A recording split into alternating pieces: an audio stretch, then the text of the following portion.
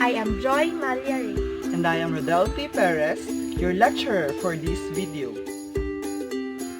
Our topic for today is the direct and indirect speech.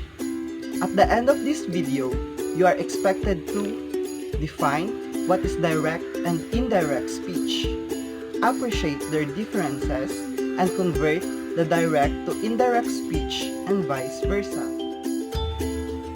Before we start our discussion, kindly bring out your notebook and pen for your first task. List down all the differences you see in this statement. George said, I write a letter. Next one, George said that he wrote a letter. I'll give you a minute to finish this task. Are you done? Great! Hold it for a while and find out if what you've listed have connection to our topic.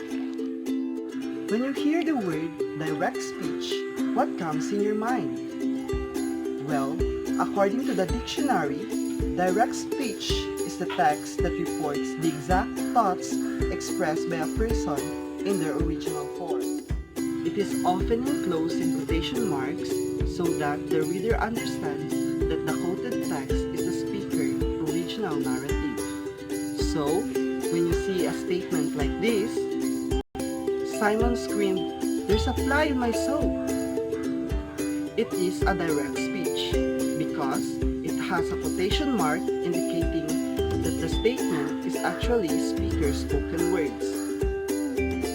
Now, what is indirect speech?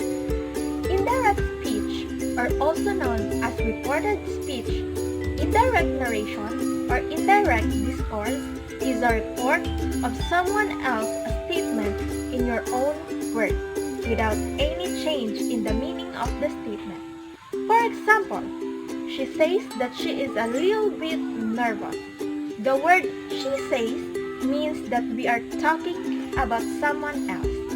It is not directly said by the speaker and it's just reportedly. What are the differences of the direct and indirect speech? Direct speech reports or quotes the exact words spoken. Its purpose is to report on what someone said by using quotation marks. It is accompanied by a reporting verb, signal phrases, or quotation frame. You will keep the verb tense the same in the quotations, while the indirect speech is known as reported speech. Its purpose is to report on what someone said in the past. It uses reporting verbs such as say, tell, said, talk, and speak. Normally, you will change the verb tense when using indirect speech. Let's watch this video to learn how to convert direct and indirect speech. What are the things needed to change in converting the direct speech to indirect? Verb tense, modals, and pronouns. Now that you learn how to convert direct speech to indirect speech, let's discuss how to convert indirect to direct. First, use the reporting verb say or said in its correct tense. Second, remove the conjunctions that, to, if, or whether. Third, insert quotation marks, question mark, exclamation, and full stop wherever necessary. Fourth, put a comma before the statement. For example, she says that she eats an apple a day. We will not change the reporting verb says because it's already correct. We will remove the dot, then we will change the she on the first pronoun so it will become I. Next, we will put a quotation mark in I ate an apple a day. Remember the change of tense. So we need to change the eats to eat. Lastly, we will put a comma before the statement. You understand our lesson? Great! If you really understand the lesson, determine these sentences.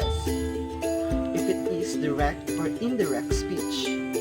Number 1. The boss was angry and shouted, "Why isn't he here? He hasn't finished the report yet." Is it direct or indirect speech? Very good. It is a direct speech.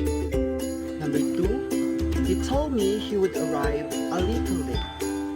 What is it? Yes, it is an indirect speech. Number 3. You said you had an headache the day before yesterday. Yes, it is still an indirect speech. Number 4. He says, "I am playing basketball." Very good. It is a direct speech. For the last statement, number 5, she said to me that she liked my book. Yes, it is an indirect speech. If you done it all correct, give yourself a thumbs up because you made a great job. Now bring out 1/2 sheet of paper. You will convert the sentences. If it is direct, change it to indirect. If it is indirect, change it to direct. I will give you 5 minutes to finish the task. Pause this video when you're ready to start. I hope that you've done it all correct. Look up the answers here and check your own paper. Congratulations to those who perfected this quiz. You are excellent. Our discussion ended here. I hope you learned a lot.